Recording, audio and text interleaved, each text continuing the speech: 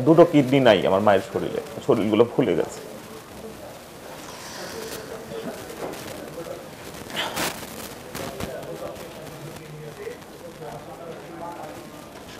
সাতটা বছর আমার মায়ের যে বিচারের জন্য দৌড়াচ্ছি, কতগুলো আদালত থেকে আদালত,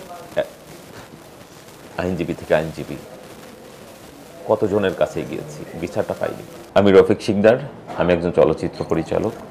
2018 সালে আমার মায়ের একটি কিডনিতে পাথরজনিত সমস্যা নিয়ে আমি ঢাকায় এসেছিলাম মায়ের চিকিৎসা করাতে। যথারীতি বিএসএমএমইউ হাসপাতালের ইউরোলজি বিভাগের যিনি প্রধান হাবিবুর রহমান দুলালের তত্ত্বাবধানে আমার মায়ের কিডনি অপারেশন হয়েছিল 2018 সালের 5 সেপ্টেম্বর।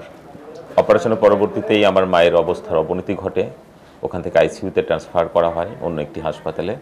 পরবর্তীতে ল্যাবেড হসপিটালে পরীক্ষা করার পরে দেখা যায় আমার মায়ের যে সুস্থ কিডনি দুটোর একটিও নেই, দুটো কিডনি লাপাত্তা হয়েছিল, সেটা সকল পরীক্ষায় প্রমাণিত হয়েছে।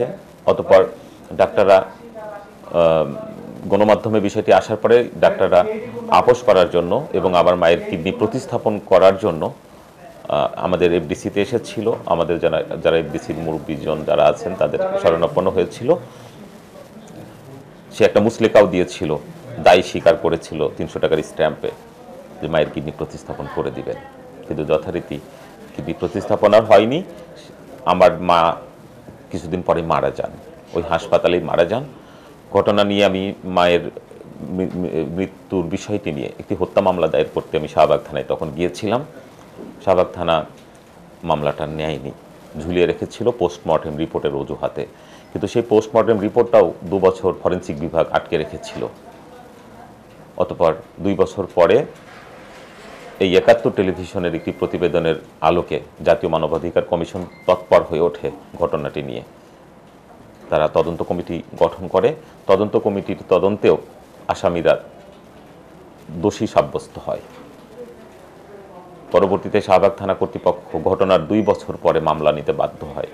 হত্যা মামলা আমি রুজু করি। কিন্তু সেই হত্যা মামলার যে তদন্ত প্রতিবেদন ডিবি পুলিশ, তৎকালীন ডিবি পুলিশ তদন্ত রিপোর্টে হত্যার ধারাগুলো বাদ দিয়ে ডাক্তারের উপরে যে ধারাগুলো অর্পণ করা হয় সেই ধারাও আমি প্রত্যাখ্যান করি। প্রত্যাখ্যান করার আদালতে যাই, আদালত সে আমার যে আর্জি সেটা না শুনেই তখন ডিবি পুলিশের যে তদন্ত রিপোর্ট সেটা বহাল রাখে। আমি আবারও আপিল করি, সেখানেও আমি রিফিউজড হই। আমি সুষ্ঠু বিচার পাইনি তখন। এই যে মা হারানোর যে কষ্ট আমি বয়ে বেড়াচ্ছি, 7 বছর মায়ের বিচার না পাওয়ার যে কষ্ট প্রতিনিয়ত আমি বয়ে বেড়াচ্ছি, একজন সন্তান হিসেবে আমি রাষ্ট্রের কাছে আমার একটাই নিবেদন, অন্তত ন্যায় বিচারটা আমার ক্ষেত্রে বা অন্য যারা ভুক্তভোগী হাসপাতাল থেকে, আমার বিশ্বাস অনেকেই এভাবে কিডনি হারিয়েছেন। যেহেতু এই হাসপাতালের এই অভিযুক্ত ডাক্তারগণ কিডনি প্রতিস্থাপন কর্মের সাথে জড়িত, আমার বিশ্বাস যে যদি সঠিক তদন্ত হয় এই হাসপাতালে অনেকের কিডনি হয়তো এভাবে লাপাত্তা হয়েছে, কেউ জানতেই পারেনি, বুঝতে পারেনি। আমার কাছে অসংখ্য প্রমাণাদি আছে, আমি সকল প্রমাণ সামনে নিয়ে আমি আসতে চাই। শুধু দয়া করে রাষ্ট্র বা সরকার আমার অন্তত এই ব্যাপারে মা হত্যার বিচারের ক্ষেত্রে একটু কাজ করুক।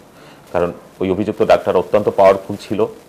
ওই ডাক্তারগণ বিগত প্রতীত সরকারের একজন অনুসারী এবং তারা রাজনৈতিক নেতা ছিল, যার ফলে আমি ভিসার থেকে বঞ্চিত হয়েছি। অন্তত এই সময়ে একটি সুন্দর গোছালো একটি সরকারের কাছে আমার একটি আবেদন যে আশা করি আমার মায়ের বিচারটা আমি পাবো এই সময়।